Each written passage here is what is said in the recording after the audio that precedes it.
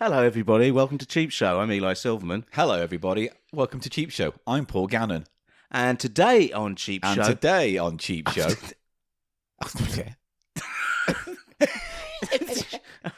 Fuck off! Fuck off! Welcome to Echo Cheap Show. The echoiest cheap show. In the world. Paul, What? you know what I'm going to say? Go on. I think we should start this again. No, you can't. That's going to be a t-shirt if we're not careful. I think we should start this again. Imagine you being in a relationship and that's like you go up to your partner and you've had a couple of months of strife and you think, I think we should start this again. That'd be good. It's from the beginning. How do you do that?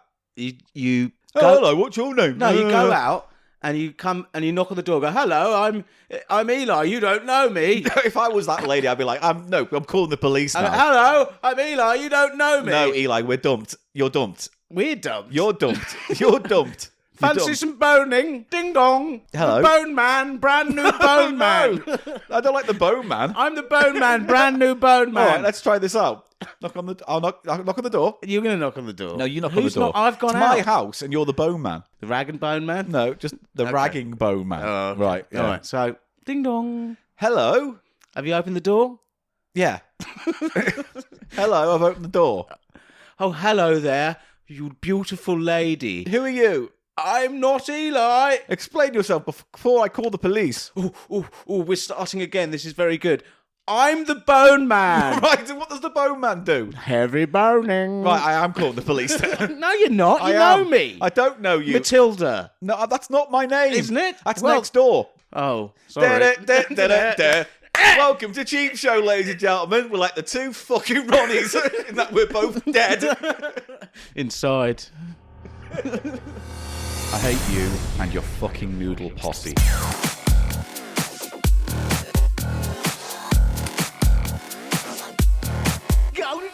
People love noodles. It's just a fact of Cheap Show you're going to have to learn to fucking accept. Cheap Show.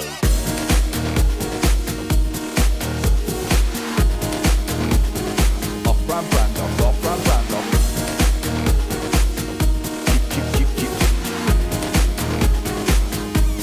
Cheap Show. It's the price of shite. Paul Gannon. Eli Silverman. Welcome to Cheap Show. And I go and I nuzzle.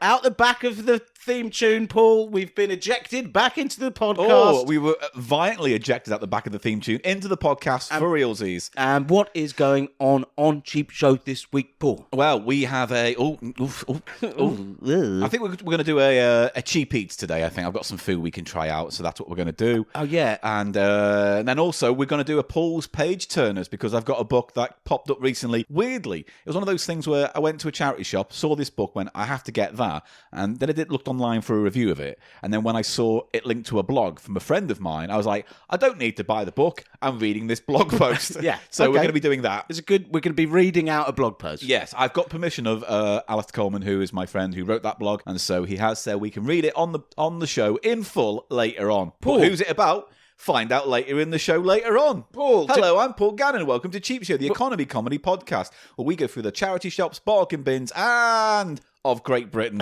and deliver to you the treasure amongst the trash. Source report, studio line. The studio line. Source report. We have been sent source, Paul. Yeah. This source is called House of Pickles. Yes. Did it have a letter with it? You didn't give me a letter. I gave you the envelope with everything in. Did it have a letter in it? This didn't come in an envelope, did it? Yeah. What do you think that the source angels came and delivered sauce unto me to give to the king of sauces? And I rode across land and sea on my horse. Is it your sauce horse? My sauce horse, yeah. What's he called? Pegasus. Pegasus. This is all working brilliantly. This is all fantastic. Pegasus. And he's like, the noise.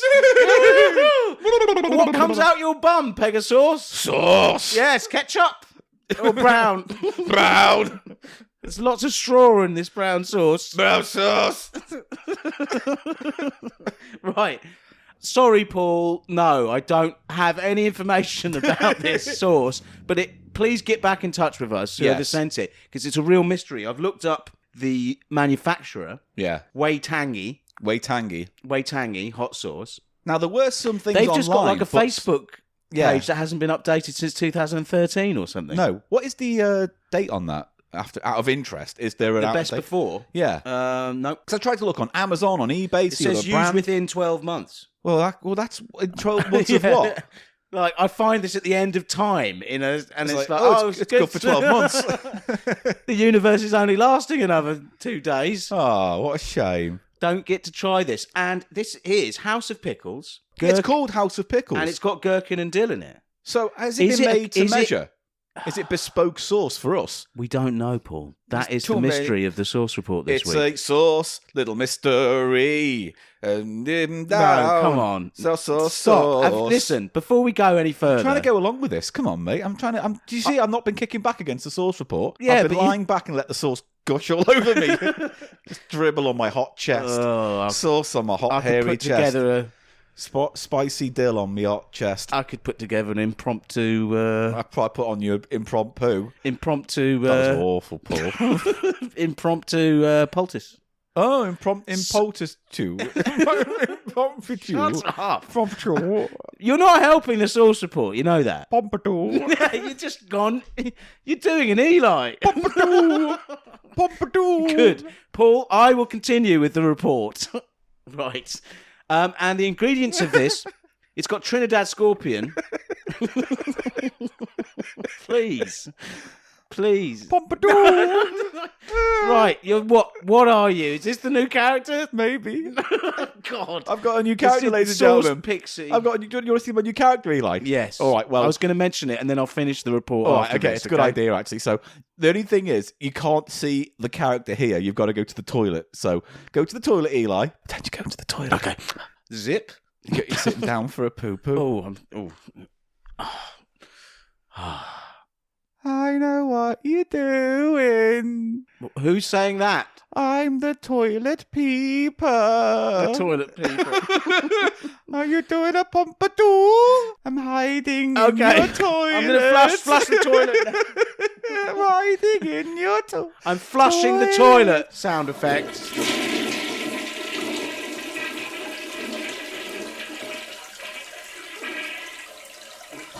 I like the way you wipe it. You like the way I wipe it? I like the way you wipe it. I'm not wiping because I hadn't even started. Pompadour. Pompadour. Pompadour.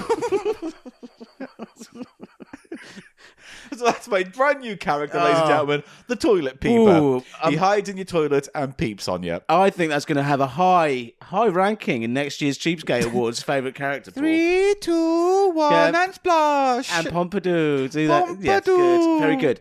Since 2012, this sauce has been manufactured. Perhaps, Paul... I'm having a great time this week. Good. Good. Perhaps, Paul, it is, like you say, just a coincidence, and they've used House of Pickles. Yeah. And I wasn't original when I named my bedroom What is House that of Pickles. when thought travels independently across the world and people have it at the same time? Okay, there's several theories, but one that is widely discredited, which was Jung's theory of the morphic field.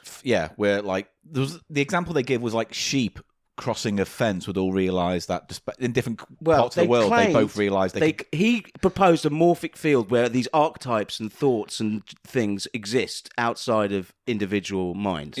And there was some evidence there was some evidence put forward where they seem to, and it seems to be a fact, Paul, that it's proven that people who do the crossword, like say the Times crossword, later in the day, who do the crossword later in the day do it quicker.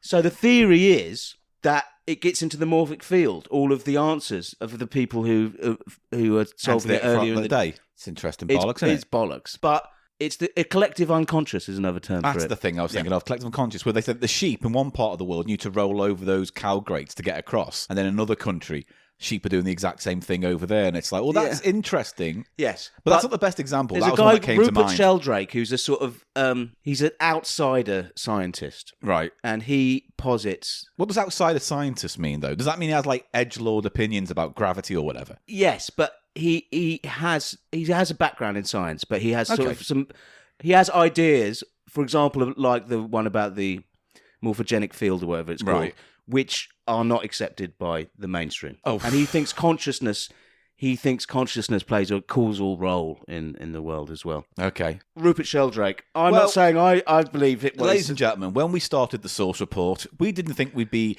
galloping into the realm of, what would you want to call that kind of thing? Philosophical thought? Well, sort of, yeah. Yeah. Oh, dear. Cheap Show may say spoff and cum and shit and poo and all that stuff, but deep down, we're a very intelligent podcast. Now, Paul... What you're suggesting is perhaps it was in the ether, so to speak, putting it in a colloquial way, that House of Pickles is a sort of thing.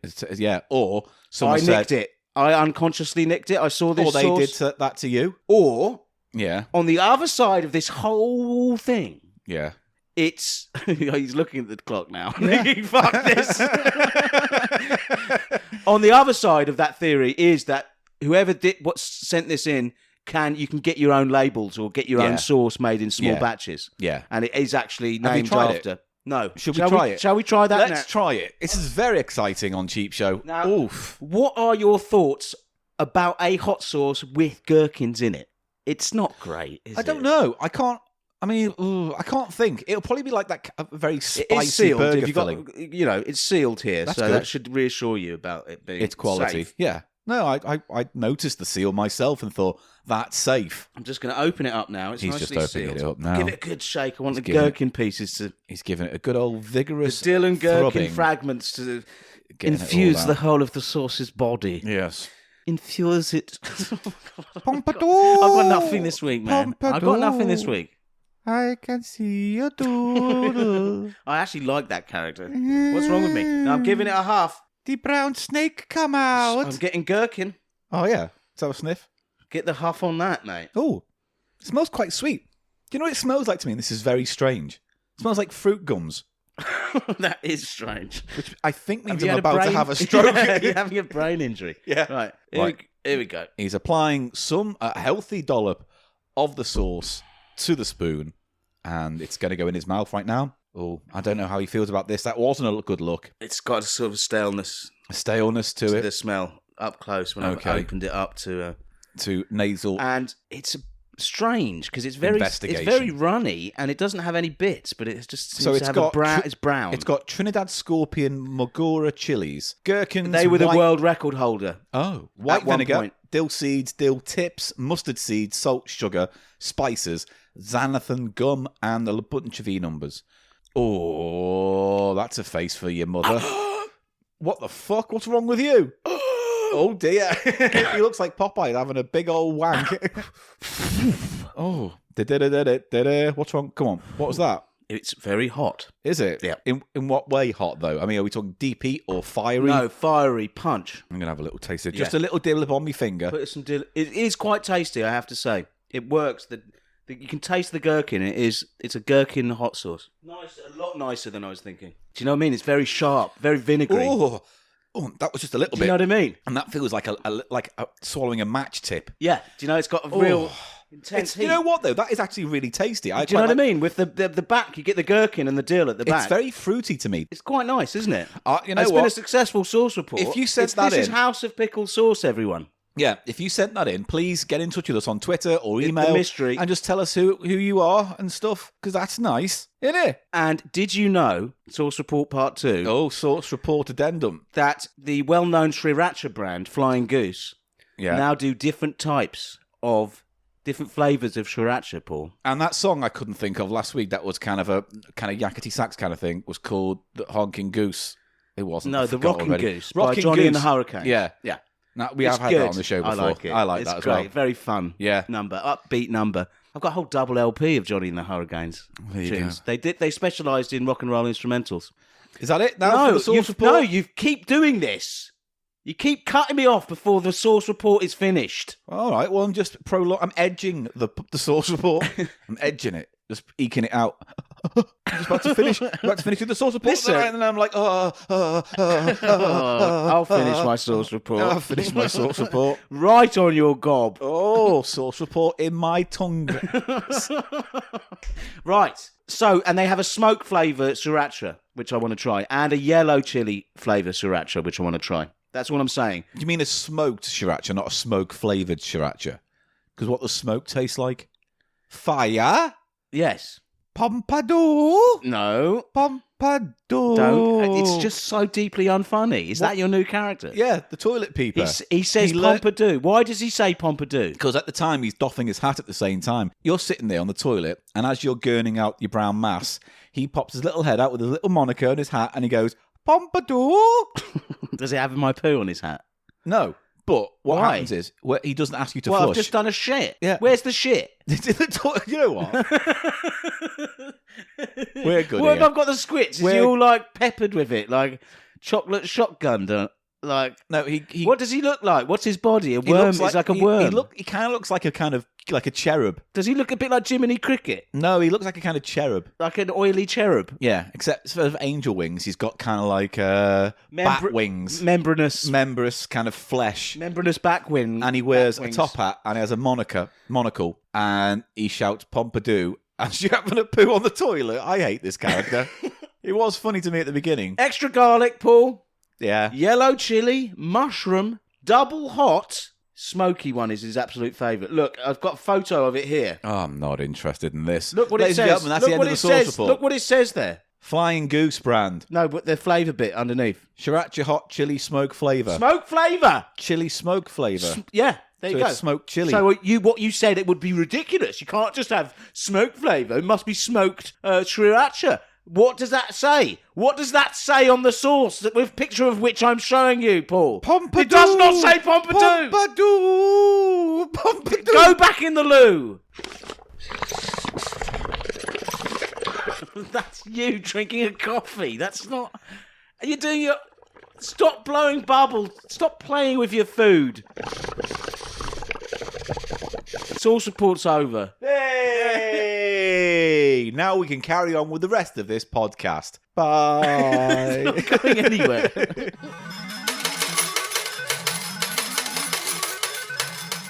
Welcome back from the sound effect. Paul, what have we got now? Well, we are going to do a cheap eats this week, and I've been out and about in the shops and picked up a few things that I think... Paul, Yes.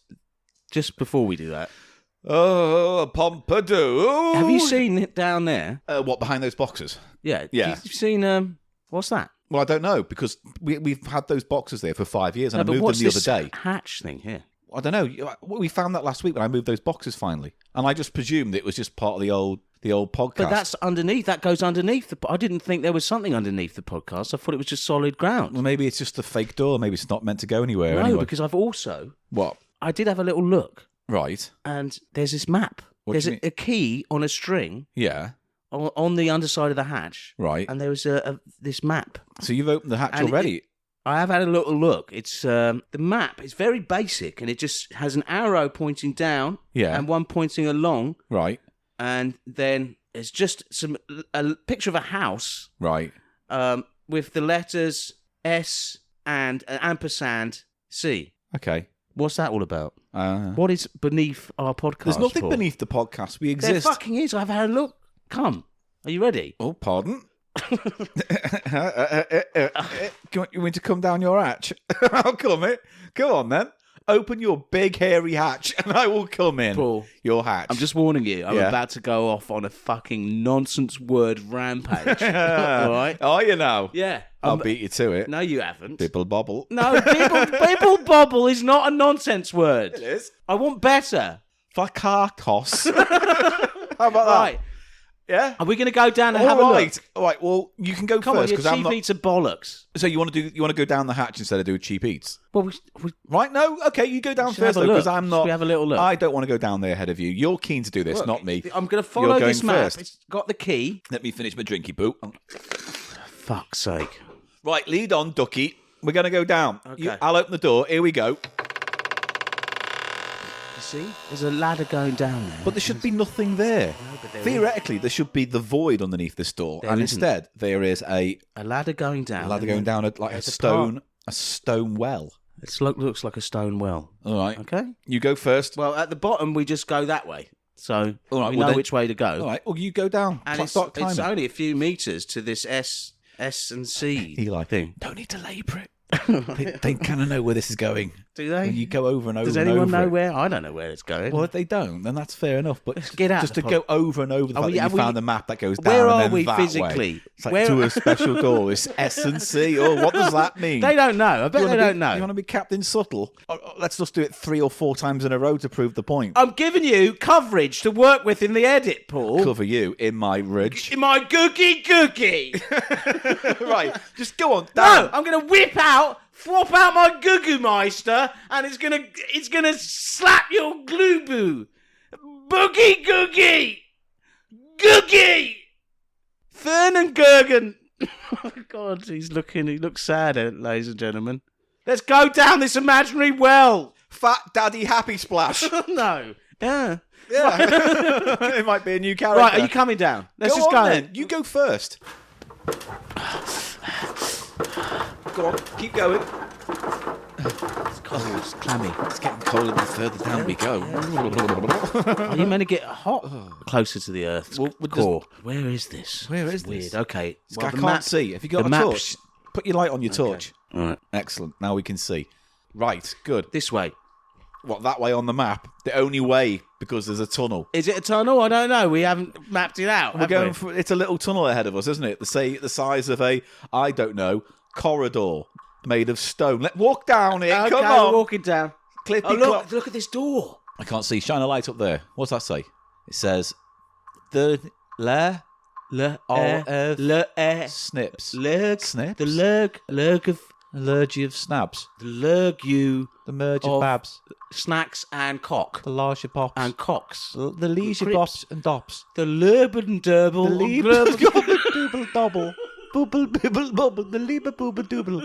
It's the League of Snacks and Crisp Ball. What does that? Let me rub it. And then Rub the enamel. I rub the sign. Rub this brass plate. Hang on. Get some brass soap.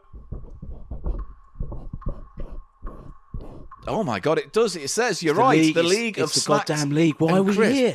I didn't know there was a. Why is the league down here? Perhaps, forsooth, the key you hold, it doth open said door. Let's try. Oh, words. Who's this man? Who's this man coming along? Oh, there's this little man now. We didn't talk about this. Oh, I'm the scribe of the League of Snacks and Crisps. Right. What brings you to the inner sanctum of the League, fair traveller? Well, we make a podcast. Travellers. We make a Travellers. Yeah, I know. Well caught. You make a podcast, do you? Yeah, we make a podcast in the pod void, and we found the hatch that leads to this fucking bullshit concept. And we followed it down here. And what's interesting is that we have been on our podcast tasting snacks and crisps for our own amusement and rating it for the wider public to learn from. For the League? For the League. Now you've entered the inner sanctum, and down here in the inner sanctum of the League, we have the full records, the library of the League's findings. Right, anyway, you've laboured that. Let's move on. We got a letter, ladies and gentlemen, and a package. Oh, the letter! I am the scribe. No, I the am scribe. not interested in this character going forward. The scribe of the League must read the letter. No, you're not reading the fucking letter. Give me an ear. Dear Paul No, and Eli. I can't have you read that letter in that voice for the next 15, perhaps 20 minutes. It can't. I'm not having it. Give it here. I'll go back to my watch and write about crisps and snacks. Eli, this character is unnecessary for the concept we dreamt up, which was to it's find... unnecessary, my character, is it? Yes. It's unnecessary, is it, Paul? Yes, it is an unnecessary addition Listen, to the concept you know of what? a temple of leagues of snacks and crisps that we find, and then we've discovered some Lord kind House of canon now. Masonic The Scribe. kind of group. Thank you, Mr. Scribe. I'll just leave you boys to it.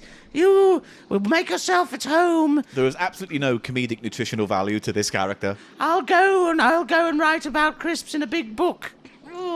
Oh, you see what I mean? Do you know what it hard, is? Isn't it? You know what this book is, lads? Yes. The Tome Odor Crisp.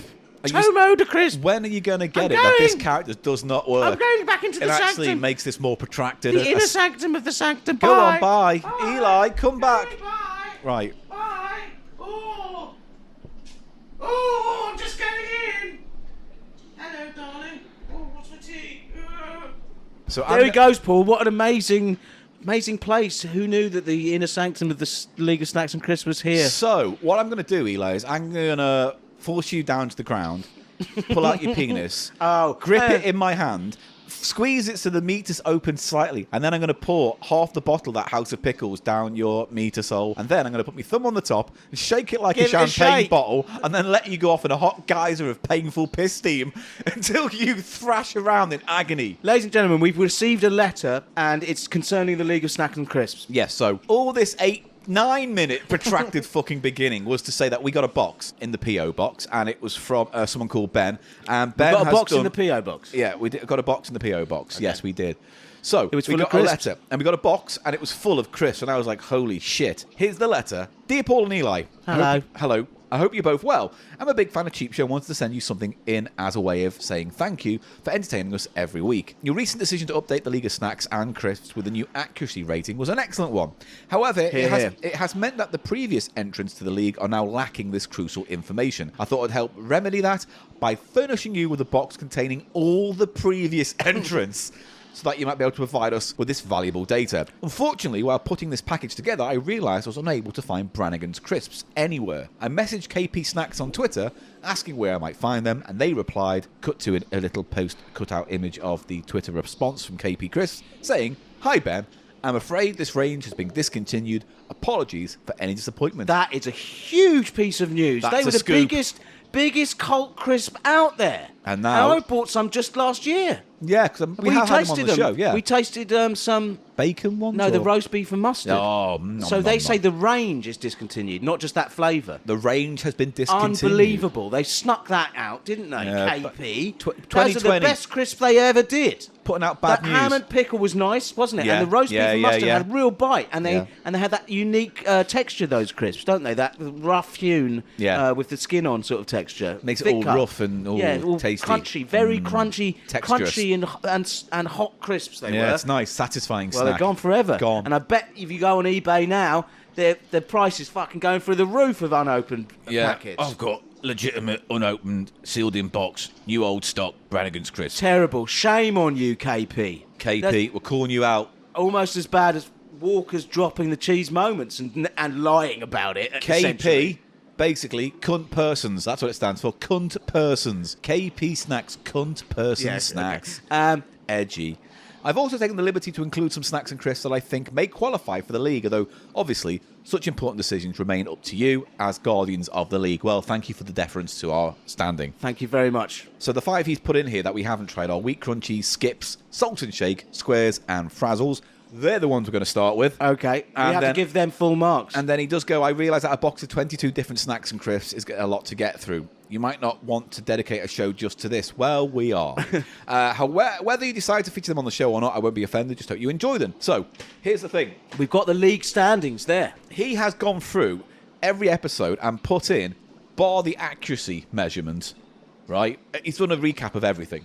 Yes. Now, that is good, because this is some important data that you hold in your hand there. Now, I'm just going to go very briefly through this list. So, hold tight. Here we go. Here are the snacks we've covered so far. So, Tater Crisps, cheese and onion, Monster Munch roast beef, Monster Munch pickled onion, Space Raiders pickled onion, Space Raiders beef, Quavers, cheese. What do you mean pickled onion? Just let me do this. No, Paul. Space Raiders pickled onion, Space Raiders beef, Quavers, cheese, Chipsticks, salt and vinegar, Smith's scampi fries, What's It's really cheesy, Dry Roasted Peanuts by KP Snacks, Doritos Tangy Cheese, McCoy's Salt and Vinegar Crisps, Doritos Chili Heatwave, Doritos Cool Original, Brannigan's Roast Beef and Mustard, McCoy's Flame Grilled Steak, Smith's Bacon Fries, Brannigan's Smoked Ham and Pickle. That's what we've done on the show to date. We need now, in the sanctum, Paul, in a clear-headed and scientifically rational-minded approach. Yeah. With our rational hats on. With our rational hats on. We need to give accuracy scores for all of those crisps. We do. But, mate, what we should do is start with...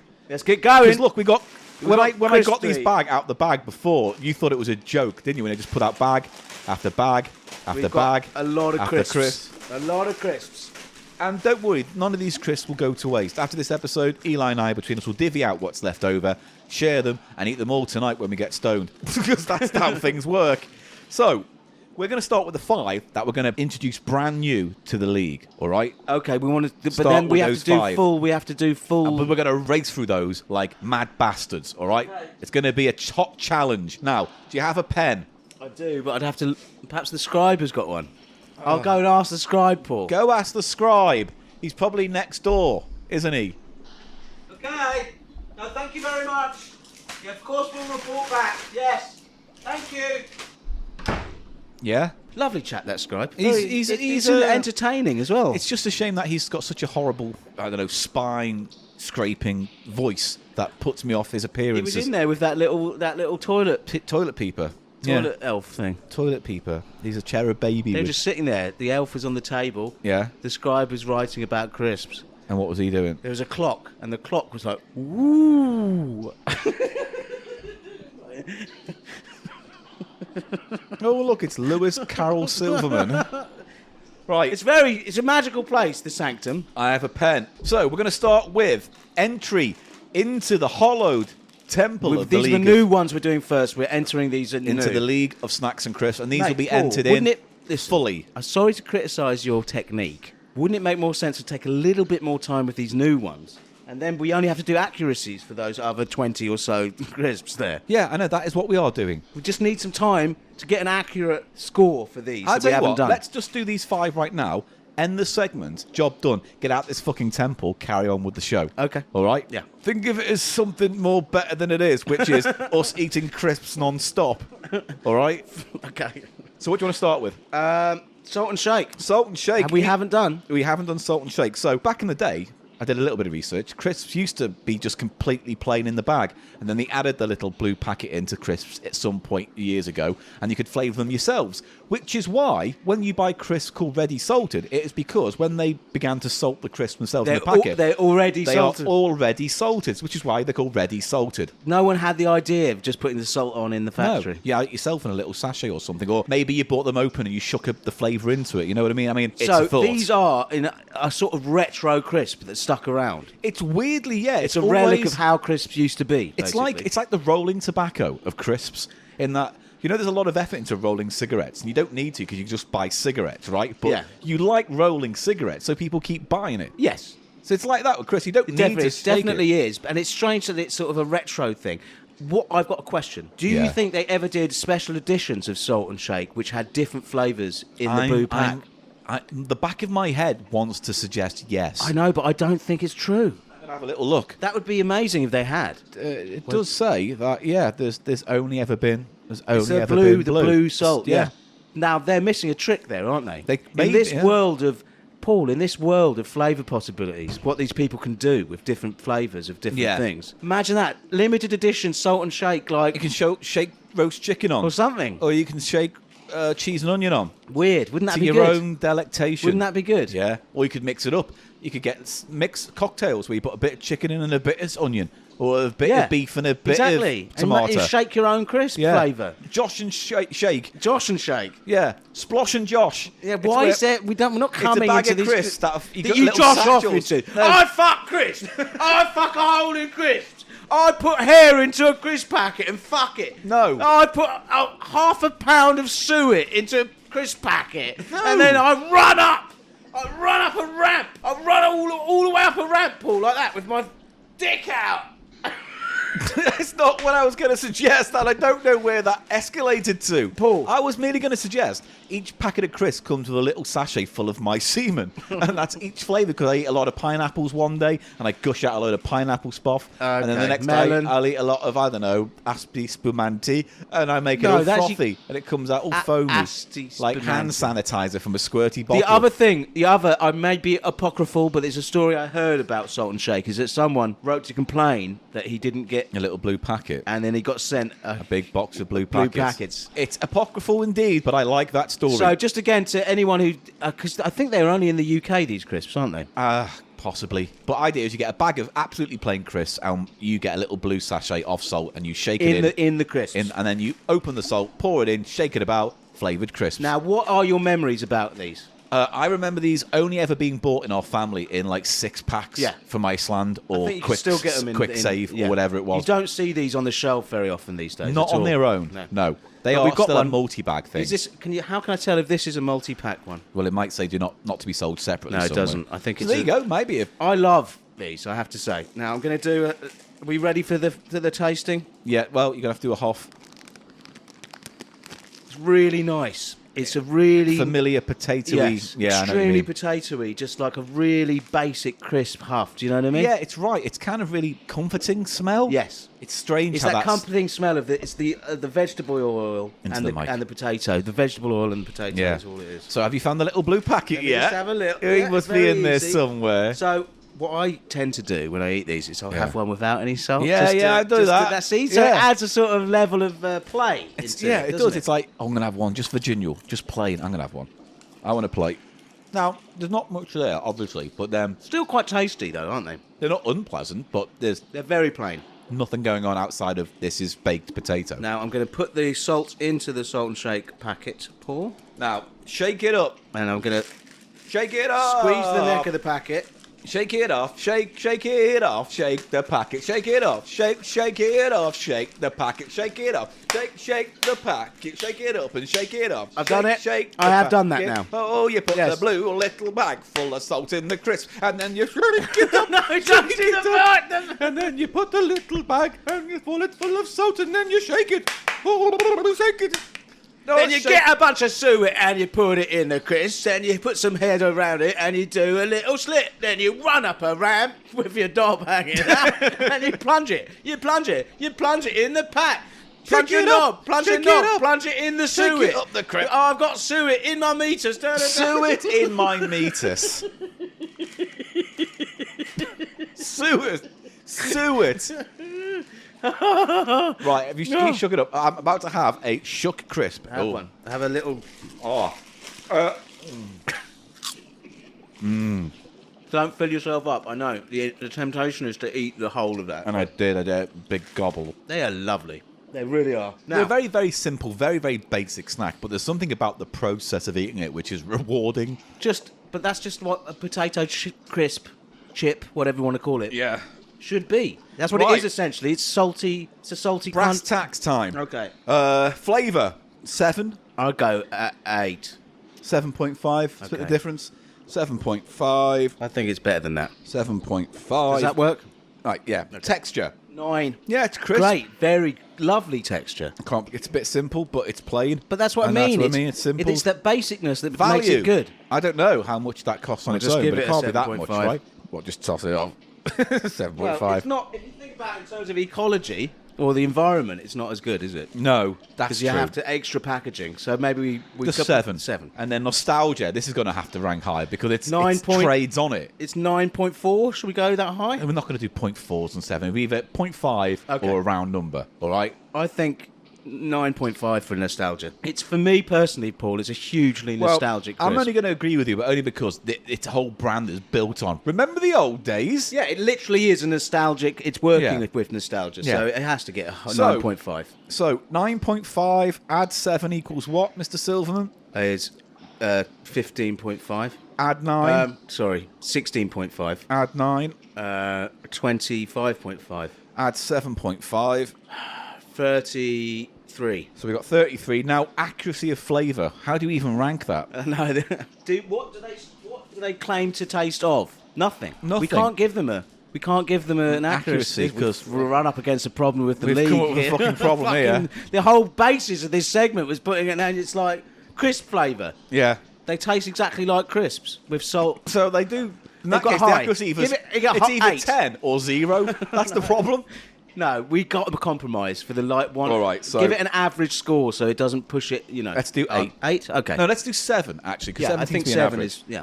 So 7 add 33 is 40. Yes. Congratulations, Walkers. You've reached a quite decent 40. It's good. I think they're lovely, I have to say. Next. I would buy those and eat them and Right. consume them.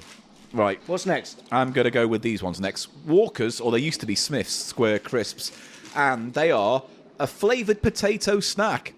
How are they made?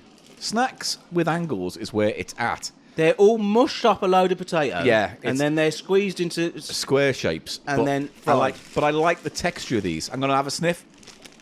Oh, it's salt and vinegar, and it's a proper good tangy It's salt got and a vinegar. proper tang on. Sniff that.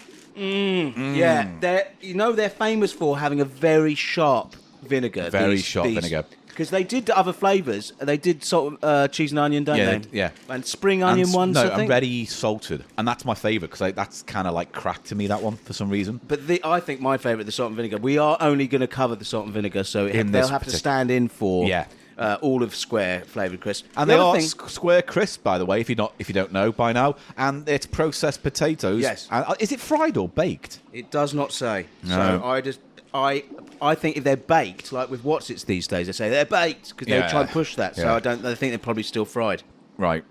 They have a unique texture, don't they? Yeah, I like it. They're very crunchy and sharp and jagged. Can we just say as well, Smith's was the original brand which Walkers took over, didn't they? Yeah, Because the they're Salt and Walkers. Shake were Smith's. Yeah. And even till recent years, not on this, because they've totally done away with their Smith's. Yeah. But in recent years, they'd have Smith's as well as the Walkers thing. You know what I mean? Neither They'd says in the have packet originally Smith's. That's a weird thing bizarre, to put on. isn't it? And I mean, we're onto the triumvirate of snacks. That still has Smith's written on it. Yeah. Even though...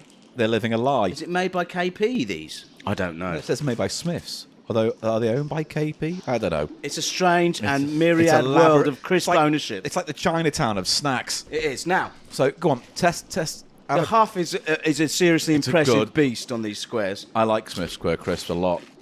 They've A got nice crunch. extremely crunchy, aren't they? And that's all you can ask for, really. And even the salt and vinegar's kind of sweet. Slightly sweet. You know what I mean? Tart. But it's got a vinegary tang, but it's also like... There is a sweetness. But it's not... The vinegar has a sweetness. Yeah. You're right at the end. Yes. Oh yeah, it's not too sharp. It's smooth almost. The There's a little stab at the beginning, and then it kind of mellows Those out. are great. Those are great, aren't they? Right. So, Excellent. flavour. And that's a high one for me. That's 8.5, I reckon. Easy 8.5. Texture. 8.5 has to be 8.5 as Again, well. I'll go with that then. Value. Now, these are actually quite cheap. You get them in snack deals and meal deals, and a grab bag All right, isn't let's too give much that. expensive. Let's give that an 8. So I'm going to give that an 8. Yeah. Oh, I guess it's good. Nostalgia. They were around always, but they never seemed to have much of an identity of their own. Do you know what I mean? They kind of are a lingering snack. They sort of hang around with the other stuff. Do you know what I mean? You sometimes wonder if they should have been relegated to the crisps of the yesteryear, like discos or bits of pizza, or whatever they were called. It's like it feels They're like in that league. They're in that second tier league. Not to get into tiers because with this is we're we not don't do tiers. that. We don't fucking do that. This is the league, but they are. the human league. They're a second. Tears for fears. They're not anyone's sort of big. Oh, they must be some people's, but they're not like. Jesus wept. They're not. That's the temple duck that you heard just then. They're not like. They're not well fondly remembered like Yes. Snacks or Monster Munch or whatever. They're not ones that come to people's minds, but are they were an around that But they whole are time. an 80s snack in my head. I think we should go for a 7 for nostalgia. Fine. Accuracy, salt and vinegar. This is always interesting when we do this because they're generic kind of salt and vinegar between different types of crisps aren't going to waver that much, but they are dependent on the form of the snack, whether it's whereas baked the texture, or grilled. the texture determines how that flavour is delivered. But I would say accuracy is quite high then. I yes, would it say is. like an 8.5. They're very vinegary, aren't they? Yeah. Yeah. Right, We're in agreement. So let's go through this. 8.5 and 8.5 is 17. 17 plus 8 Is 23, 25. plus 7 God, I can't believe you're making me do this. 32, plus 8.5. 40.5. 40.5. A very respectable It score. just sneaks ahead of this Walker's Salt and Shake Well, there. you know, they're very tasty, aren't they? Yeah. Now, moving on, Paul. Moving on, Mr. Silverman. Another crisp with a longer than you would have thought history. When do you think Wheat Crunch... We're on to Wheat Crunchies, by the way. That to me seems like a 90s Listeners. snack. That seems to have popped up in the 90s. No? No. When? 60s. Suck Or my 50s. fat Or chod. 50s. Get it out. Get your phone out. When were wheat crunchies invented? First hit the shelves in 87. 87, okay. Tube-shaped potato tubes. They're originally in cheddar and onion, spicy tomato, and crispy bacon flavour. Do you remember the spicy tomato ones? I do not. They were bloody excellent. Do you know what, Paul? And I've noticed this is happening with a lot of these heritage brands. Yes. That they only bring them back, or they only continue in the most popular flavours. And they don't have the range. Yeah. Whereas other things are like Pringles, whatever, are going mad with the range. Yeah. They're with these heritage sort of nostalgic brands. They just bring back the ones you remember. Yeah. It's like you're not going to get most of the original Monster Munch, but you are going to get pickled onion and roast beef. Yeah, there were other Monster Munch There was flavours. like tomato, wasn't there, or something? Yeah. So, wheat crunchies. But what does it say on the front, what they're made of? Wheat, potato, something? Or? Flavour wheaty tubes. Nice. Yeah, it's a tube. You could fill that with hair and lard and then run up a ramp. Yeah. Splodge! The splodge cannon, Paul. I'm going to plunge my splodge cannon into I'm going to take a break while he does this. Your suet hole. You know what? Suet made you laugh last time. You reached for it again and it was out of your grasp. Nah, didn't Come work. on, 34 minutes. Okay. So we're going to taste these wheat crunchies. Wheat crunchies. The most popular flavour, easily, the crispy bacon flavour. Yeah, and it works very well with the texture of this as well. They're extremely crunchy. They're not lying. Open them up and give them a huff. That's a good huff. It's a good. By anyone's definition, that's a mighty huff. You know what that huff reminds me of? Going into a kitchen when someone's making a big roast dinner and you walk in with a nice beefy huff when you walk into the space. You think, oh, I'm hungry for chicken now. And they look like little sea cucumbers. That's what they look like. Sea cucumbers? Yes. Oh yes, they do. Don't they? Yeah, they do. Let's have a. We're both eating one. Oh, Very nice. Extremely crunchy. One thing I would say, I feel that the flavour could be amped up a couple of notches. Do you know what I mean? Here's the thing I was going to say. It feels like it's coated in that flavouring, right? But the flavouring's uneven. Yes. So one bite can be light on flavour, and then the next one you get a clump of that bacon. This is a problem, isn't it? Do you see what I'm getting at? So it feels like there is flavour there, but it's uneven across the bite. Yeah, I just think generally not enough of the flavour powder. So having said that, Paul. Having said that, let's go to the scores for wheat crunchies here. Flavour. I say 7.5. I was just going to say 7 on the nose. Yeah, let's say 7. The flavour isn't mostly isn't your the thing. maths is I feel like all the 0.5s is testing your math skills. No, it's not. But texture. I love the texture of these. It's like a Monster Munch. It's a good, satisfying bite. A very good texture. But I would go 9. I would say 9. Yeah. Value. They're quite cheap these days. Heritage snacks tend to be more for your money. Heritage snacks. I love the way that I like works, that. We've added that to the lexicon of the league. Right. Heritage snacks. Okay, yes, you're right. So, we'll give it an average score, not, 8? Okay, fine. Yeah, they are good value, aren't they? You can get those. Nostalgia. Interesting. They Again, are similar to the Square Crisps in that they're sort of an also-ran. An also-ran snack. Yeah. In the nostalgia states. That are also nostalgia. I think if we model what we gave Square Crisps... Well, that would be 7. I think so. Yeah. Again, they do have some nostalgia, but they're nothing like the powerhouses of Monster Munch or or Discos even. So accuracy. So what's it? Bacon? Bacon. Nah. No, it's bacon's one of those weird things where it's like banana to me. Where I don't like banana flavoured snacks, but I know what they're getting at, but it's not quite right. Yeah. Whereas that's the same. It's like I know that says bacon, but if you hadn't put bacon on the pack and made the packet purple, I could have said beef. Yeah. Or you could say, ham. You could say almost anything, or just sort of savoury. Yes. They're not very accurate. They've got a unique flavour, which is the flavour of crispy bacon wheat crunchies, but it's not the flavour of actual... I got a bit stuck in the throat. Hang on. I've got the wheat crunchies trying to kill me. Well, that's what they're going for. They're going for the crunch. The crisp is the crisp of the wheat tube itself, isn't it? So yeah. All right. So what do you want to say for accuracy? I think low. I think we'd go for 7. It doesn't taste like bacon. I was going to say 6.5. Yeah. Good. We're in agreement. Right. Maths time. 7 and 7. 14. Add 9. 23. Add 8. 31. Add 6.5. 37.5. 37.5 for that. Okay. 2 more snacks on the go. Which one of frazzles and skips are left? What do you want to do? Well, should we stick with the bacon as a direct comparison? You know what? That's a very solid idea. Okay. I like it. Now, frazzles are Smiths. It says Smiths on this.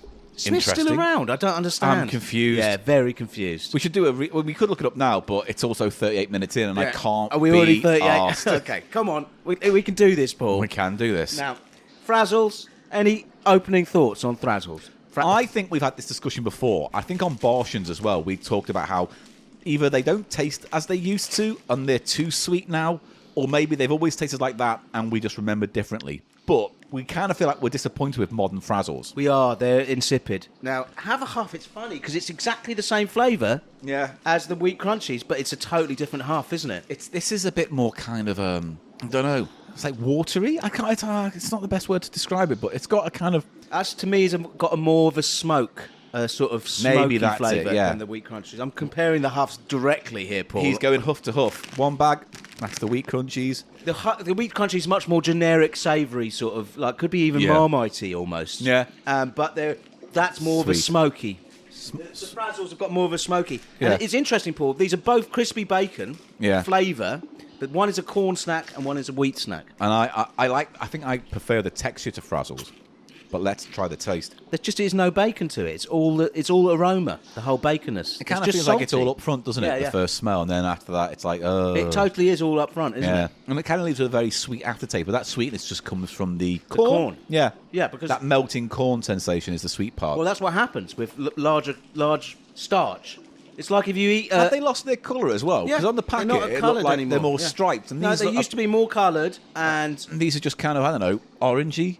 Slightly, but there used to be like distinct streaks, and then the bacon would be like an intense sort of chemically almost. Do you know what I love? Those bacon snacks you can get from like most shops around here, funnily enough, where they're huge big bacon snacks, but they're like square crisp, but like with a quavers texture, and they're bacon. Oh yeah, those I've never tried those. Oh mate, they are evil. You put them on your tongue and they kind of crackle and stick to your tongue and then melt away. Yeah. It's a very similar flavour to a Frazzle, but kind of sweeter but longer lasting.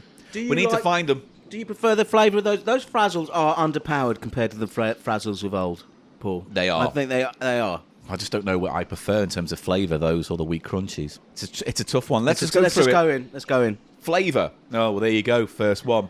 I'm going to say 6.5. You don't like them? No, they're not. It's not good. There's nothing... 5? Let's say 6. 6. Yeah. Texture. I like the texture of Frazzles. Yeah, 8. I always have. Should we say 8? I like that melty feeling you get. They're good. It's a good, nice... 8 is fine for me. Okay. Good, nice crisp corn texture. Value. Airy. It's airy. They're light, aren't they? They're light.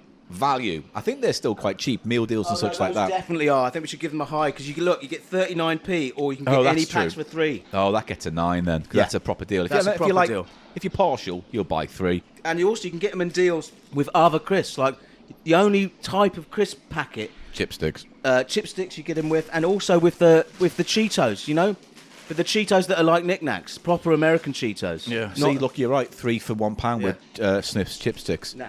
Oh, it's good, that. So we're definitely giving it a better value score than the Wheat Crunchies. I've put 9 down. Okay. I think that's a great deal. Okay. And nostalgia. Oh, it's high. It is high. But people talk about Frazzles and they use Frazzles as shorthand for bacon crisp, don't they? Yes. So 8.5. It's the epitome of a British bacon crisp. It's kind of like the gold standard. It is. Even if that standard has dropped. But also people use Frazzles in like terrible comedy sketches. And sort of say, oh, his dick was like a frazzle or something, don't they? She had a fanny like a fanny like a bag of frazzles. Yeah, or like your nipples are like 2 frazzles in the sun. Her arsehole was like a big bag of frazzles. I've got a huge sack of suet, hairy suet. Okay, so ladies and gentlemen, today's episode of Cheap Show has been brought to you by the words Pompadour and suet. Thank you. Right, so accuracy. That's low again for me, really. It's low. I think they taste less of bacon than the Wheat Crunchies. It's a 6. Yeah. Here we go. And I think if we were doing this 20 years ago when they were proper, these scores might be different. Storming it. You know, have we given nostalgia the highest score from all of this? No, we've given it 8.5. The Salt and Shake got 9.5 because it's all nostalgia. Yes. And what did the time? What have we get? Well, let's go through it. So it got 6 and 8, 14, add 9, 23, add 6, 29, add 8.5. 37.5. So that's got 7. No, hang on. Oh, fuck. Do it again. 6 and 6. 12. Add 8. 20. Add 9. 29. Add 8.5. 37.5. 37.5. So the same as the Wheat Crunchies, funnily enough. Okay. It caught up on value. Yeah. So last bag, Skips. Any opening remarks about Skips, Paul? Prawn cocktail is a strange flavour, and I don't understand it, but it's a hangover from the 70s. It is, because you don't usually... You do get prawn cocktails still, but they must have been quite ubiquitous in the era that these were invented. Yeah. And a prawn cocktail is basically a bunch of prawns in... what's it called? A rosemary sauce. I don't know. It's a kind of like Angel Delight kind of blob of shit with real prawns. Pink. It's a pink rosemary, I think it's called. Fucking disgusting. It's just basically ketchup and mayonnaise mixed together. With some, this fucking country. So Skips are a snack from the United Kingdom and Ireland. They were first launched in 1974 in prawn cocktail flavour. They have released other flavours over time. Yeah. Skips are similar to Chinese prawn crackers, although they are smaller and have a finer texture that makes them fizz and melt on the tongue. Yeah, and that was a big selling point, wasn't it? Yes, because you can get them, they stick to your tongue as they... So I'm going to have a huff of these. Yeah. Paul. Yeah. Fishy. Fishy? I mean, I guess. Are there any real fish in here? Because you can't eat I don't think there is. Okay. I don't think there is. Oh, they have pickled onion, Caribbean spice curry, Rio chili, spare rib, and briefly they had pizza flavour. Quite adventurous. I think I remember the pizza flavour ones. Give that a huff. Oh, you're right. It does smell like Brighton fish shop. You know, like a fish and chip shop. Oh, I don't know how I feel about it. I'm going to have some. You have some. And they're little flour They shaped. are made with tapioca starch. Oh. And in Ireland with potato starch. That's interesting, isn't it? They're nice. Oh. And they do sell it on the taste sensation of the melty thing, don't they? I mean, I love the texture Skips, but I wish they'd have It's a unique texture, isn't it? It's such an overly sweet flavour. Very sweet. And I honestly don't know if it tastes anything like a prawn cocktail dessert. Sort of. But it tastes more of the sauce than the actual prawn. To me, that tastes more like a slightly fishier ketchup. Yeah, that's a good way of putting it. Yeah? Yeah. Ugh. Someone's dropped an anchovy in my ketchup. I like the flavour of it more. I like the texture of it more than the flavour. Someone's been injecting anchovies into my ketchup in the night. Yes. Do you know what I call that person? Yeah. Anchovy injector of the night. Do you know how he sounds, Paul? We are not turning this into a fucking character-generating machine. A gum bum bum. A right, gum bum. No. No. There are no more characters this week. Oh, come on. All right. Right, Skips. Flavour. I don't like it, really. It doesn't work for me. I would rate this low. I would say, if I was going to be fair, 6. I think we should go up to 7. 6.5, sir. Okay. Texture. I like the texture. 9. And they sell it on it, yeah. Yeah, it's very good. Very good. 9. Value. Average, I would say 7.5. Yeah, average value on the Skips, yeah. Nostalgia. Are they a nostalgic crisp? I guess they are. They are very nostalgic. But how nostalgic? I remember people saying, "Oh, smell my finger," and then saying, "It's been up my fanny." Yeah. What's this got to do with crisps? I don't know. I hate you, Mum. 8? Yeah. Accuracy. I can't possibly comment on how accurate it is, but even I think that's got to be pretty low. There's a fishiness on the smell, but then there's not really any fish sort of prawniness in the flavour. It's just it tastes. If it was prawn cocktail sauce flavour, then it is accurate. So I think it is quite accurate. Tastes of it. That's what that prawn cocktail sauce tastes like. Yeah, but I don't know. The flavour itself, I don't like. So it's a 6.5. But I'm telling you, it is quite accurate. So we need a high accuracy score. 8. Yes. Here we go, Silverman. 7 and 7. 14. 8 and 8. 16. Add them together. 30. Add 9. 39. Oh, so here we go. Just a little recap. Okay. Wheat Crunchies ultimately scored 37.5. Skips, 39. Salt and Shake, 40. Squares, 40.5. And Frazzles, 37.5. So an interesting... Squares came out on top in that group. Just edged out. Just edged out a little bit. So that's fascinating. What was your favourite from that bunch, would you say? If you had to just grab a pack and just eat them. Square crisps. Really? Easy. I think Salt and Shake. That's fine. For me. I can understand that. I do. It's a play snack, isn't it? I love them. It's a nice heritage snack. Paul, are we going to a sound effect now and then... Yeah, because this has been going for 50 minutes and we now have 20 more bags of crisps. Oh, my God. So I'm going to have a little think. Bear with us. Oh, God, I can't eat any more crisps. I can't do it. Oh, God. I can't. Ladies and gentlemen, we just spent 40 minutes eating 20 bags of crisps. Fucking hell, God. But we rated the accuracy. But if you would like to listen to that, then simply become a patron, because they're having it. Because it's too long. And eventually, it was quite dry. The crisps and the segments. And the chat. Yeah. Now, give me them. Give me the results, Paul. So, ladies and gentlemen, Eli Silverman now with the top of the crisp league of snacks and crisps, top chart, ultimately final results as amended with accuracy added, and here you go. This is the fully updated, state-of-the-art, up-to-the-minute League of Snacks and Crisps rundown, Paul. Take it away. In no particular order. No, because we didn't do that. Tato Crisps, 40.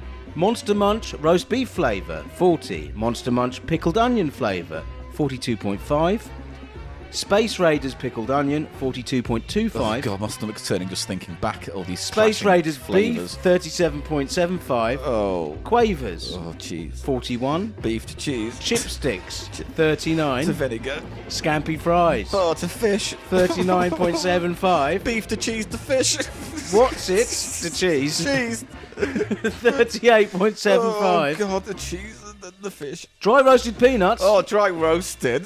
God. 38. No. Doritos tangy cheese flavour, Oh, God. 36. Tangy. McCoy's salt and malt vinegar. Oh, we didn't mention that. Malt. We can't go That's back why now. it was sweeter. Yeah. Oh. Well, we should have given it a higher score for accuracy. But Yeah. they get 37. Still a reputable score. Yes. Doritos chili heat wave, 34.5. Dog's arse. Doritos Cool Original, 35, marginally better. Splosh. Brannigan's roast beef and mustard, a travesty that they have been discontinued, and we have it here from KP themselves. Yeah.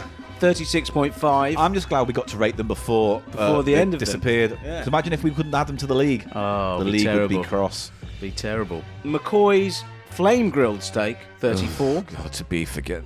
Bacon fries, part of the triumvirate, Beef to bacon. 35.5. Yeah. Brannigan's smoked ham and pickle, Yeah. 34. We had to guesstimate that, to be fair. Crispy bacon flavoured wheat crunchies, 37.5. Yeah. Skips prawn cocktail, Oh, back to fish. 39. Walker's salt and shake, It's a salty, 40. salty. Square crisps? No, because they're called squares, aren't they? Did they used to be called square crisps? I think they're always called squares. No, they're called squares. Oh. I call them square crisps. Smith Square Crisps. They're not, though. They're just Smith Square, Walker's Squares. Yeah, I know. We've established that. Walker's Squares salt and vinegar, 40.5. And lastly, but not leastly, Frazzles. Crispy bacon flavour. There have been other flavours of Frazzles as well, haven't there? Oh, fuck. 37, I want to be done with crisps, mate. 37.5 for crispy bacon flavour Frazzles. Right, Paul, shall we tell the scribe we're done up here and go back up the hatch, up the passageway to the... Mate, there's one thing we've got to do before we leave the chamber. We must give a sacrifice to the Masonic gods. Well, of here snacks. he comes with that little toilet We thing. have to bring him. I'm tired from all the note-taking and indexing So that's what this episode's been. Crisps. Eating crisps. Eating nothing but I'm the scribe. I don't know who you're talking to now. a roller coaster of crisp flavours. I am the scribe of the league. Beef to fish Have to you cheese got to some salt new and vinegar. information to put into the archives? Yes, we have updated the crisps. Here are our findings. Oh, look at these facts and figures and all the data. It'll go into the archive. Oh, yes, it will. Yee! Here's the toilet thing. I'm going back in. What You can- toilet thing? What's this come from? What's the toilet thing? The toilet elf that you must sacrifice. Mr. Poo-Poo Head or whatever he's Toilet called. Peeper. Toilet Peeper. Toilet Peeper. Here is the Toilet Peeper. I have no more use for him. Hey. You've completed the annals. I'm going. I'll go back into the inner sanctum of the inner sanctum. You know the way back. Yes, I know the way back. You go the map down the says passage. We go up and then we go up there. Yeah. Up through the hatch back into the podcast. Yeah. Lovely to meet you, Paul. And Eli, may I say you've lost a bit of weight. Okay. Looking really good, actually. And I'm going. Here's the toilet cunt. I think this segment has broken me. I think this segment has sapped. Here's the toilet cunt. We're going to Oh, sacrifice hang the on. toilet cunt. I can see you dangling. I can... Now throw him down the loo. All right.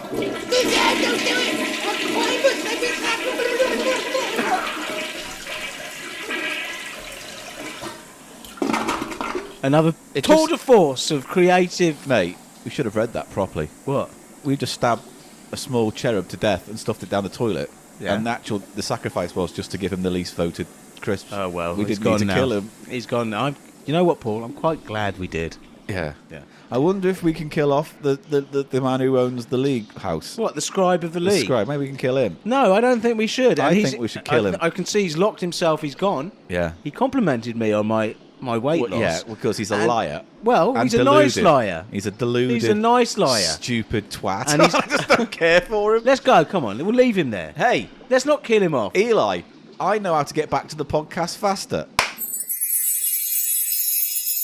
We're back in now. Oh, that was magic. Yeah, I just clicked my fingers. We didn't have to go down that passageway in the stone. I was just saying, or follow the map, Paul. I'm saving myself some editing time at this point. We didn't have to follow the map. No, we didn't. Past the spiders and the clown car. No, or the joke shop. And the fireworks explosion. Okay. We didn't have to go through any of that. All right, good. We're back. Just clip my hands. All right, Paul, let's do it. Right, so we are going to do a Paul's Page Turners. Now, the background to this was, every now and then I'll go to a charity shop and there will be obscure autobiographies. And I was tempted to buy this one, but I didn't know if it'd be worth the money. So I thought I'd go online and read a few reviews while I was in the shop. Oh, has it recently come out? No, it came out a few years ago. Well, this century. It's not like... It's come out within living memory. Yes. But I saw one blog review of this book and it said everything I think we could say. So without me having to read it, he saved me the job. So luckily, it was by a co-host of The Spooktator called Alistair Coleman.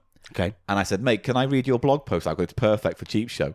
So he said, yeah, go for it. So I'm going to put a link in the description box for this episode, and Alistair Coleman's online. He can follow me. That's some great... He does a website as well called Local People Looking Angry, where when people pose for photographs because they didn't get someone, broke a fence and they're angry holding a sign saying, your fence. It's like he has a row of pictures on his website of just those shots from local newspapers. Is that the whole website? Yeah, just angry people holding things. So, without any further ado, the book we are talking about today is a book called Ed Stewart, Out of the Stew Pot, My Autobiography. Now, he's Stewpot. Now, what did he present? What was his most famous presenting? He was a Radio 1 presenter during the magical heyday of its launch. The early years. He was there with Tony Blackburn. Launched in 1967? Yes. Also, I believe he went on to be an editor for Looking Magazine, because when we did that Looking Magazine feature years ago, he was in there. We brought up Stewpot. And at the time, you said, he's been U-treed. And I was like, mate, as far as I know online, there's nothing about being Stewpot, it being U-treed. However, after reading this... Anyway, should we just dive in? Yeah, dive in, So, mate. I'm ready. I'm going to read out... This is all Alistair's words from this point in. You can react accordingly. So, this is his review. He did it in 2016. March 7th. And this is what Alistair said. Long-time readers will know that I am a sucker for terrible celebrity autobiographies. And I have finally caught up with the work of the recently deceased Radio 1 DJ, Ed Stewart. Yeah, because he died, didn't he? Not too long before. A couple of years ago? Yeah. Yeah. Well, 2016, I'd imagine 2015. Okay. I think we mentioned it when we did the actual Looking article. Okay. And after a few weeks to digest this book slowly, I'd say this runs Don Estelle's close for the title of greatest. Now, Don Estelle... So do you remember the sitcom in the 70s, the sitcom called It Ain't Half Hot, Mum? I don't think I ever watched it myself, but I know. It was about it. A performing group of people who travelled... I don't know what war it was set in or what period. Maybe the 50s. I don't know. But it was based on the writer's own experiences of performing in, during the war. Yeah. Don Estelle was an actor in that who was a short, stout guy with glasses, and he sang Remembering Green Grass with his co-host of that sitcom. All right. Don Estelle's autobiography, and again, I've read the best parts of it, is a delicious bitter fest of him hating everyone. Hating everyone. Now, the story about Don Estelle is that he basically faked his way up into getting an acting job. He conned his way in. He wasn't an actor. He told everyone. He was, but he was a bit of a shit kind of redcoaty kind of actor. Right. And he was not TV ready because he was short, stout, weird. But he had delusions of grandeur. And he once shook Arthur Lowe's hand once at some event. And he used that one anecdote to get a job. And apparently someone later said to Arthur Lowe, oh, yeah, no, he said you highly recommended him. And Arthur went, I don't know what the fuck you're talking about. So then it talks about how after he was a success with that sitcom and then the few albums he released as a singer, the work dived off. And then just the rest of the back end of the book is just fucking modern TV run by kids. Can't give me anything. Yeah. My wife, bitch. It's all right. So... this one by Ed Stewart, he says, is a close second is a to close that rival. In terms of good, yeah. So get your delicious Schadenfreude spoon out. I've got and drink deep. So out of the stew pot. So again, I'm just reading what Alice is writing. Obviously, if you're writing an autobiography, you're going to need an opening line that catches the reader's attention. And here's one. Here's his. The book opens with this. The German pilot gave a smug smile as he wheeled away towards the English Channel. It had been a good night's work. So basically, it's like that's Nazis. the date of his birth, right? I mean, I don't know. It's like Nazis. Who's going to fight Nazis? Why? It's WW2 fighter Sir Douglas Bader, and apparently Ed and Douglas didn't get on. So for some reason, he's talking now about Douglas Bader, the famous World War II pilot who lost his legs, right? Yes. So here we go. I was to meet Douglas Bader years later at a golf day in Silvermere in Surrey. I reminded him that he used to pinch my mother's bottom at the Northants Golf Club, which didn't go down so well with the members since she was 15 at the time. Then I told him we'd been educated at the same school, Sir Edward's in Oxford. And what do you do now? He inquired, not knowing who I was and possibly not even caring. I'm a disc jockey with Radio 1, I replied. A chap from Teddy's, our nickname for St. Edward's. A disc jockey? He spat the words out in the same tone of voice that Lady Brackwell had used when inquiring about a handbag. Bracknell. Oh, yeah, Bracknell. He laughed mischievously, and as I turned away, I started humming Andy Fairwater-Lowe's famous hit, Wide-Eyed and Legless. I think the relevance was lost on him. The relevance. Relevance was lost on him. So that's literally, Alice even says this. So his first needless to say I had the last laugh celebrity anecdote. Is on the first page. And it's how he insulted one of the greatest war heroes for having no legs. What a prick. Oh, the song was about having no legs? Yeah. It was not having no legs, but it's like Wild-Eyed and Legless. So legless. Legless, yes, you know. Yeah, it's like, oh, brilliant. Oh, yeah. Douglas, but you can't go to the hop no more, can you? Whack Tootsie. No, not very fucking likely, is it? Yeah. So just already, a weird way it's like to... that little kind of... What's the word? Like you just... Little victories. Little tiny bitter victories. Yeah. Weirder guy. Because apparently, because he was disgusted having come from the same school as the posh guy, he was like, I can't believe we have a disc jockey from our school. A disc jockey. Handbag. A disc jockey. So this is Ed now on his school days. An endearing quality in anyone is a sense of humour. Without one, life is dull. Now, already, that's a warning sign for me when people say that. People, Because basically it's like... Gotta laugh, don't you? It's always like, cheer up, you little bugger. Cheer up, Come on, gotta laugh, don't you? Yeah, I've killed him. You killed him. I've killed him. You gotta laugh. You got to laugh. He's dead. His wife's estranged. Yeah. She's a widow. You got to laugh. Ain't you? So important, isn't it? Having a sense of humour. Anyway, I've killed your cat. Yeah. So have a laugh. I fucking have a fucking stabbed laugh. its head into the concrete. It's so important, isn't it? It's to just have a bit of a fucking laugh, isn't it? joke. Have a little laugh. Have a little giggle of your dead cat. What's important in life? Having a giggle. What is important? Having a little giggle. A little Is sense of having humour. a little bit of sense of humour. I've burnt your house down. Right, so so without one, life is dull, and with one, you can see the funny side of everything. Yeah. It's very Noel Edmonds, isn't it? It's the sort of empty platitudes of it as well. Do you know what I mean? The sort of cliched. This even went as far as cold showers in the morning, especially when you're laughing at each other's willies. Not that they could get much smaller in the cold. They can, mate. You'd stand in line, and then when the master clapped his hands, it was your turn for 10 seconds of purgatory. I don't know what the fuck that means. The cold shower. Isn't he referring to the cold shower? Yeah, he's talking about... You had to go in for 10 seconds into the cold shower. Into the cold shower. Or was he talking about the headmaster going, how much does your winky shrink? Yes, I'm going to give you 10 seconds of purgatory. Yeah. Stewpot, come over here and give your headmaster some purgatory. I've got my ruler, steel-tipped ruler. Purgatory. How small is my microphallus? Purgatory. Is Ed on Rolf Harris? I always knew he was a dirty... Well, this is one of those benefit of hindsight moments, but when this book came out, I'm sure it was all very, it was still an open secret or whatever. Yeah. In July 1960, we were introduced to a young Australian singer called Rolf Harris. If you hadn't known what a wobble board and a didgeridoo sound like before, you did by the end of July. So what did Ed think of him? Rolf has become a national institution, and anyone who suggests he should be in one deserves a didgeridoo firmly People were suggesting that already. Firmly inserted where the Aussie sun don't shine. Right, defending Rolf Harris. Rolf Harris has become a national institution. Anyone who suggests he should be in one, and anyone who suggests he should be in one. Oh, an institution. Yes, in jail. I got that. Oh, I got thank that. you. I got that. Because I was too busy just reading. Yeah. Speaking of institutions, yes, he's in one now. Yes. Ed gets sucked off by an elderly Hong Kong prostitute. Really? Yeah, that's apparently one of the next highlights in this book. All right, I don't want to hear about that. The others were well ahead of me, and all the girls were taken. Oh. Only the Mama-san was left. She looked about 60, going on 140. Oh, come on. Ah! You too big, she screamed. Oh, no. As I positioned myself. That's not true. You're not reading. As I position myself delicately for entry. I kid you not. Those of you who've seen me in the showers will think I'm lying. Too big, she screamed again. But I give you blowjob. With that, she took her false teeth out, and with the memory of what happened next has not been lost to any sign of impending dementia. I did gain my proper spurs a little later. Oh, so he got a big suck off from an elderly lady. With her teeth out? Yeah. For me, Paul, once the teeth come out, it's like, I'm not doing this. I'm not doing this anymore. Dragon's Den time. I'm out. Oh. So tell me, your blowjobbing service, would it?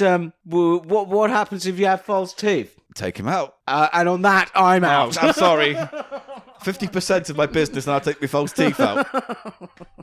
And I'm out. I'm sorry, I'm out. I can't invest in this. Now, actually, I'm interested. That's a terrible story. You wouldn't want to put that in your autobiography. You'd only not put that in if you were writing about it now with hindsight of everything that's gone on with, like, you know, Harris and Savile and fucking Stuart Hall or whatever his name is. All those people. You probably go, I might leave that bit out now. What's Stu Pot's name? Ed Stewart. Ed Stewart, I see. But Stuart Pot was his nickname he Stu got Pot was his nickname, from the Radio 1 days. Well, and the thing is, if you were going to see a prostitute, right, and you were sat there and all your mates are taking the best ones, and they said to you, well, look, you can wait half an hour or Grandma can suck your dick. Would you go, oh, I'll wait half an hour, that's fine? Or would you say, when in Rome? Yeah, I know. It's ridiculous. Ed passes through Germany. Right, I don't know what this means. I don't know in what context, but this is the quote from the story. He handed me a wad of notes and disappeared into the crowd. I was never to see him again. But after that, I always thought of him as Santa Claus, so I walked up and down the Reaper barn, ogling the girls in the windows until I saw a blonde I really liked the look of. Constantly bedding prostitutes. With my bundle of marks in a rather sweaty palm, I went through the door and into the boudoir of Tamara, hoping that we weren't going to be performing in the window as well. It was all over in minutes. It was all over in minutes, and she hardly drew breath. Tamara never comes, I thought idly, as I was ushered out the door and off to the airport to England. Tamara never comes. But no, it's stupid. Tamara is a professional. Of course she doesn't come. Yeah, but that's the joke, isn't it? Tamara never comes. Yeah, but she wouldn't. That's what he ultimately was doing with this story. So part of me thinks, is it bullshit, or is 50% of it true? Where like he fucked a prosy in Germany. So why would you make that up? No, that's what I'm saying. He didn't make that up, but he made the bit about he's probably in her calling Tamara. Imagine it. Oh, that bitch never came. Yeah, that's Imagine what I mean. If her name was Tamara, but Tamara never comes. Yeah. I'm going to put that in my book. Yeah. I'll teach you, you bitch. But do you know what I mean? It's that kind of it's misogyny, isn't it? Because it's like I'm paying to relieve myself or whatever. At least fucking put some effort in. And he's trying to sort of he's trying to say you should be sexually excited even though you're just doing it for money. You're just doing a job. You should be grateful the stew pot is in you. Yeah. I'm staring you with my stick. It just leaves a bad taste in the mouth, doesn't it? The whole thing. That's what that old lady said. Yes. Too big, bad taste. Oh, sorry. Bad taste in mouth. So this is about Ed's pirate radio days. And there's always time for some casual homophobia. Oh, this is actually, when I first read this, it was kind of depressing. Tony got his wish in 1966, but not before he had experienced the hierarchical structure. Is that Tony Blackburn he's talking about? Yes. Yeah. but not before he experienced the hierarchical structure on board as the newest recruit. So I think Tony was an aspiring DJ, finally got on the radio, and this is his rite of passage. He got on Caroline or whatever. So I guess they all slept there, I guess. Yeah. Unfortunately for Tony, his cabin mate was Chris Denning, a raving queen. Okay. We all took the piss, as you would. Tony wanted to take the lower bunk. No, we'd say. When he climbs the ladder to the top, Chris might fall on top of you. Oh, well, I'll take the top bunk then. Oh, no, you can't do that. Chris will climb the ladder and then pull it away with him, and then you'll have no chance of escape. Tony was panic-stricken and spent many sleepless nights with his hand covering his crotch. Oh, come on. He was saved when another young gay recruit joined the ship, and as he moved into the cabin with Chris, Tony moved out quicker than the revs of an old 78. Oh, The rest of us were nothing but heterosexual and couldn't wait for our week's leave to enjoy the flavours of the opposite sex. What a fucking massive, rancid, stupid, fucking He's dopey, horrible. big-faced He is cunt. horrible, isn't What he? a fucking twat. We all red-blooded go buy prostitutes who pretend to come. Gay boys. Just so you know, I'm a fucking He's real man. I fuck prozzies, old ladies. She said it was too big. She said it was too big. Too big. Honestly, she said it was too big. If you see me in the shower, you'd know it's not that big. But she said it was too big. He managed to be kind of racist, isn't he?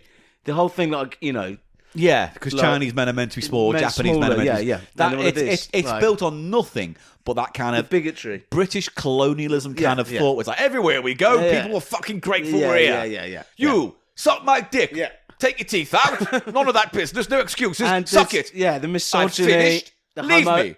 Homophobia in there. Well, luckily, there's a little bit of sexism too at the end of one of these stories. So he started a relationship with, not a relationship, but he started a business relationship with a guy called Harold Davison, who became his first agent. Right. His officers were plush, his secretaries were young and pretty, and his personal assistant, Mary Titmuss, really lived up to the first syllable of her surname. Oh my God, that's so badly written as well. It's just we get it. It's sad as fuck. Yeah, at that point, you don't really need to be subtle. You could just say Mary Titmuss had big tits. Yeah, or something like that. And that would be better. A bit honest. That'd be better. Like Titmuss certainly had a good pair. Or something like that. I put my mess on her tits. Yeah, I fucking speedboated her. She speedboated me after death. People thought I had a fight with Mike Tyson afterwards. This is when Ed joins the BBC now. I soon realised... How did they let this cunt join the BBC? This was the culture of the time, and the presenters of the time had this mentality. They did, didn't they? It was a reasonably new profession when you think about it. And so it was like when people say, oh, it was the rock and roll, they were making it as it happens. You think... SNL, the early days of SNL. Oh, drugs and all sorts going on. Cocaine and weed. The whole office stunk of this. What a time to be alive. Women didn't get much of a look in and were treated pretty badly. You know, blah, blah, blah. It's that culture. Yeah. I soon realised that the BBC Club was not just for drinking. Many young and impressionable secretaries and producers' assistants... Christ, he's a predator, isn't he? would make it their hunting ground in order to meet and trap young, impressionable DJs. Oh, it's always trapping like that. You know what I mean? Just the whole narrative. It's not my fault they're throwing their clouts at me. Yeah. They're trying to trap me. Yeah. I was easily impressed. So was Jimmy Savile. But he would never set foot on licensed premises. He would order an orange juice from the corridor and pick up girls there. What? So what he said, what that implies We never went in pubs. Why didn't Savile? Was it Savile? Well, the BBC Club, he would order the drink and drink it in the corridor outside and chat up the girls there, as if, I don't know, you don't want to steal it in public. You don't want to drink in public. No, he was a monster. Chat up the world, girls in public. Right, next the next little segment's called Ed Gets A, lots of TV work, and B, lots and lots of sex. There's a fucking theme with his greatest hits. I was on my way back from Wales by train during the period that Exit had been transmitted, and sitting in the same compartment were two very pretty young girls on their way to Clacton to start a summer season as redcoats with butlins. And noshed me off. Finding out that I had time to kill, I invited them back to my flat, and we spent an afternoon reading the Kama Sutra. Fame certainly has its perks. Fuck off, Stewpot. You're terrible. Charmingly, Alistair says, later on in the book, he calls it squirting the girls. God.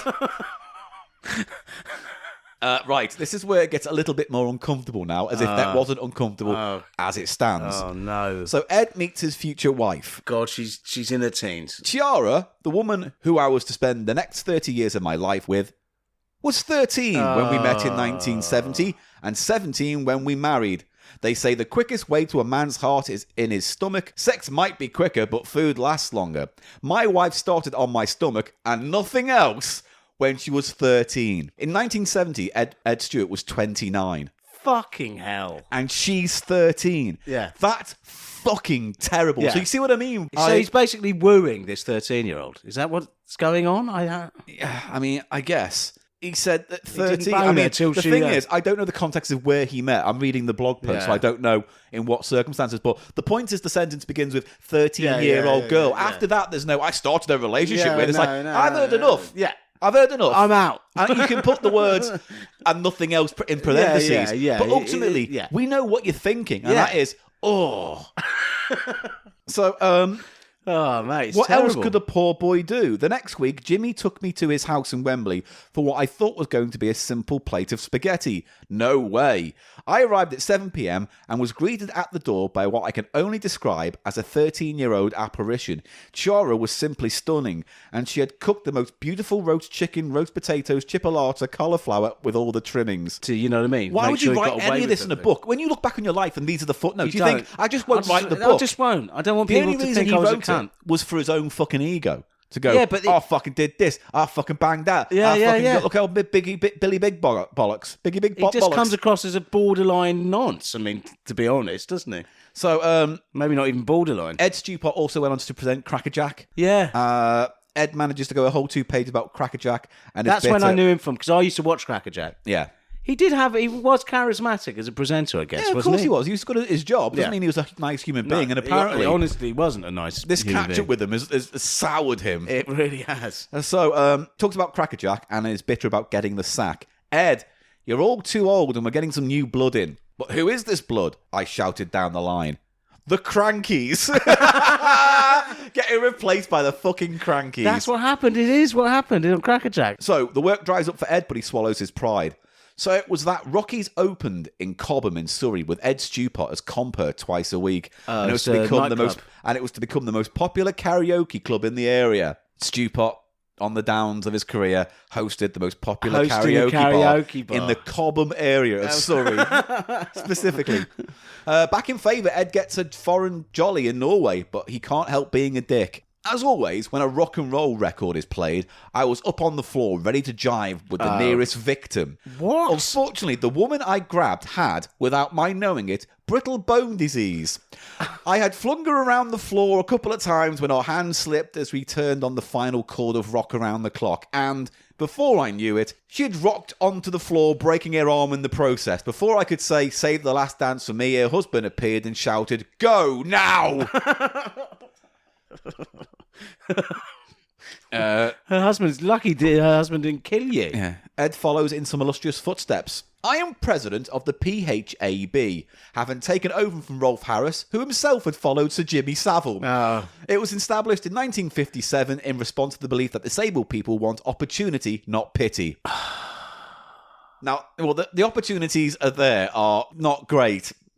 Apparently, Ed did do a fair lot for the charity when he took over and raised a lot of money, but didn't like to talk about it. And then it goes, oh, who am I kidding? There's 35 pages of name dropping to all the charity work, football teams, and cricket and golf events he's done. Sake. And it's not like mild-mannered Ed Stewart to be a sexist rotter about the noble game of golf. So now here's a list of... he doesn't think women should play golf? No, here's a list of terms that he uses during golf. So what the term is and what it means. Such as a blondie, a fair crack up the middle, a district nurse, a missed putt that just shaved the hole. Yeah. Eli's face, ladies and gentlemen, is in genuine anguish. A son-in-law, not quite what you hope for. Army golf, when you're playing in a somewhat erratic way. Left, right, left, right. And then Alistair writes, that's about as funny as the book actually gets. Fucking hell. Ed manages to flip from his brother's untimely death to doing panto in Weymouth to appearing on The Weakest Link all in one paragraph. Here is this paragraph. Despite the Pavilion Theatre telling the press about my recent bereavement, there were still a couple of reviews that criticised my opening night performance as the weakest link. It was unkind and insensitive given the circumstances, but it had made convenient copy for them at the time. The TV show was huge back then, and it's still popular, and there are few quiz hosts with a profile as consistently talked about as Anne Robinson. Whatever you think about her, you've got to take your hat off to her for her sheer staying power. That is quite the course correction on a paragraph. Don't make fun of my dead brother and my bad acting. Anne Robinson's great, isn't she? I was on. Was he on it? No. They did Celebrity. He's just talking about the show. Okay. Apropos. By the way, I like that show. Yeah. He called me the weakest link. Well, actually, that's a compliment because Weakest Link's a good show. Yeah. And then, amid 10 pages he devotes to the weakest link, as opposed to a whole 2 pages on his crackerjack career, and he manages to go full Partridge again. If Saddam Hussein described the Iraq War in the early 1990s as the mother of all battles, then the mother of all TV personalities in the 20th century has to be Anne Robinson. What's his deal with Anne Robinson? Though it has turned out, Anne was to show a sensitive side to me, which others on her show may not have experienced. Oh, he must have been on it. Yeah. And then Ed discovers that golf can be a cruel, cruel mistress. Fucking golf. I've always retained a certain aloofness and an inability to show affection. Perhaps that cost me my marriage. Chaira needed more love. Perhaps you groomed a 13-year-old, and that's what cost you your marriage. Chiara needed more love, attention, and TLC than I was willing to give. So she found... I wanted basically a live-in sex maid. Yeah. So she found it with another man. Yeah. Ironically, that man was to be a professional golfer who had been our teacher for some time. We ate, drank, and were married together, but I hadn't noticed that their feelings had deepened beyond friendship. Bizarrely, Ed continues to live under the same roof as the lovers, as the cuckolded ex-husband. After all, it would be madness to sack your golf teacher just because he's banging your wife. What? But is he happy? The two of them have their own place a few miles away after I'd loaned them the deposit against their half share of the house. I just wanted to keep it all amicable as possible. To return to the words of the Jack Jones song, I'm free again, and enjoying it more and more.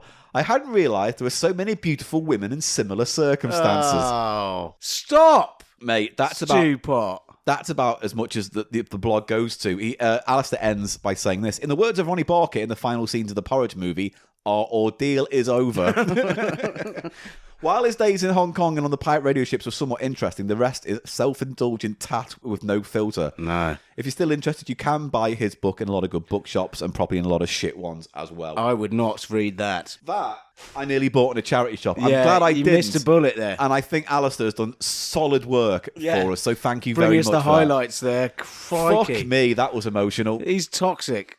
He's toxic. He's just a horrible cunt. So and do you know what? I'm glad he's dead. Yeah. I hope it was painful. Well, okay. Bye, everyone.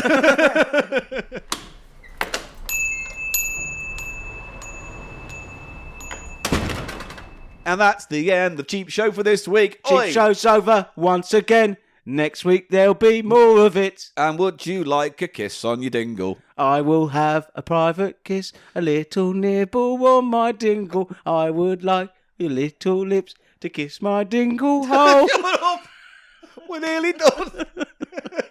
Oh, my fucking mouth tastes of crisps. I'm full of crisps. I'm crisped up the I'm bracket. all crisped out. Ladies and gentlemen, thank you for joining us this week. Thank if you'd like to you. email the show, thecheapshow@gmail.com. If you'd like to follow us on Twitter, @TheCheapShowPod, I'm @Paul Gannon Show. Eli is... Eli Snoid, which is spelled Elisnoid. We're doing our live 200th Twitch broadcast on 9th of October. Put it in your diary now. That is for the 200th show. Yeah. The 200th. Can you believe, Paul? Can you believe it? We're coming up for 200. It's exciting times. It's exciting times. I've got a scooge on.